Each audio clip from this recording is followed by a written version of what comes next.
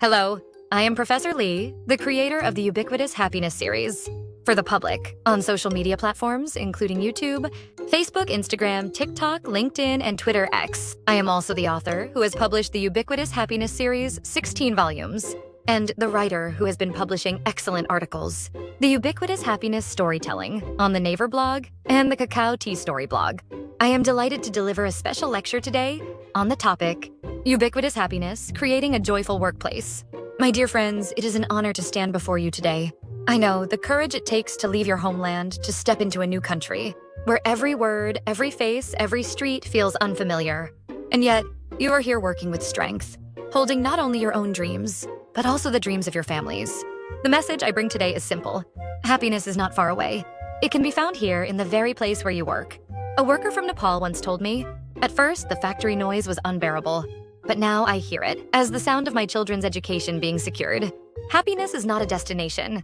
It is a discovery. And today, together, we will rediscover it, right here in your own workplace. The Ubiquitous Happiness Series teaches us this truth. Happiness can be found anytime, anywhere. It is not something that comes only on weekends or holidays. It is not something that requires wealth. It can be discovered amidst our daily work. A man from Vietnam worked 12-hour shifts, and yet studied Korean for just 30 minutes each night. 3 years later, he was promoted to a manager. He said, happiness is not waiting for a day off. It is the sense of progress I feel even in hard work. Your workplace is not only a site of labor. It can be a classroom where you grow, a place where you share, and a space where happiness becomes real. Think back to your first day in Korea. The signs at the airport are unreadable. The voices around you foreign. Fear presses heavily against your chest. And yet, in the middle of all that fear, a small flame was burning. The dream of your family waiting for you to succeed. A young man from Indonesia said, that first night I cried endlessly, but I remembered my dream of building a house for my parents. That dream gave me the courage to endure. Years later, he built that home. The house itself was not just bricks and walls. It was happiness, built out of sacrifice, hope, and persistence. The same workplace can feel completely different, depending on how we live it. A greeting at the start of the day, a smile during a break, a promise to protect each other's safety.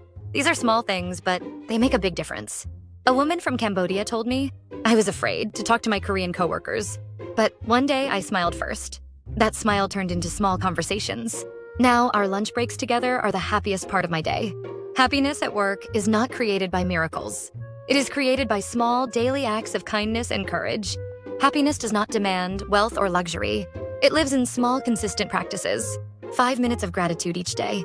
Writing down one small victory after a shift. Protecting your health by resting when you are tired. A worker from Myanmar shared this. Every night after his long shift, he texted his daughter back home. Today, I worked hard for you. And her reply was always the same. You are the best, Dad. That one short message gave him the strength to continue each day. Happiness grows in these simple practices, like seeds watered daily. Proper communication is not only about words. It is about sincerity.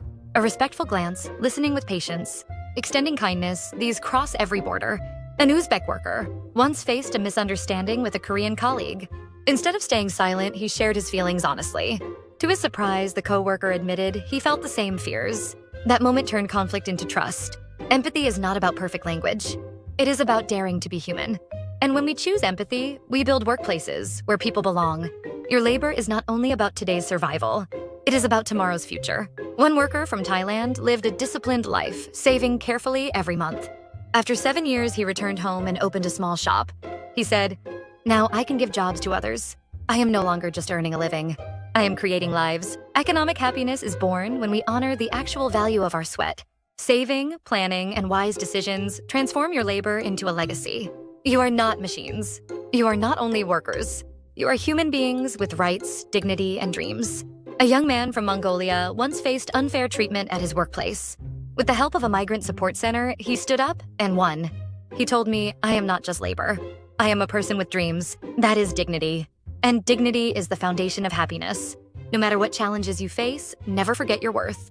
A joyful workplace is not built alone. It is built together. Safety, respect, learning. These are the 3 pillars of a thriving community. At one industrial complex, a Bangladeshi worker performed a traditional dance at a multicultural festival. His coworkers applauded with joy. He later said, for the first time, I felt valued here. When we share our cultures, respect our differences, and learn from one another, our workplace becomes more than labor. it becomes family. My dear friends, you are not outsiders. You are partners shaping tomorrow for this country and for your families. Today, I invite you to write a simple happiness pledge. One worker once wrote, "Every day I work with joy for my children's future." That one sentence transformed the way he lived his life. Now, let us close together with one united voice. Happiness begins here today in my workplace. In that declaration, your dignity is affirmed. Your labor is honored and your happiness is made real. This event is not just a lecture. It is an experience. Through stories, reflection, and shared commitments, you will learn how to cultivate happiness in your daily life and transform your workplace into a space of dignity and joy. Together, we will close with a simple declaration. Happiness begins here today in my workplace. And in that moment, happiness will no longer feel far away. It will be here, alive already within you. I pray all of you will live healthy and happy lives until you reach 100. Thanks to the Ubiquitous Happiness Series. I pray your today will be richer than yesterday, and your tomorrow will be happier than today. Thank you.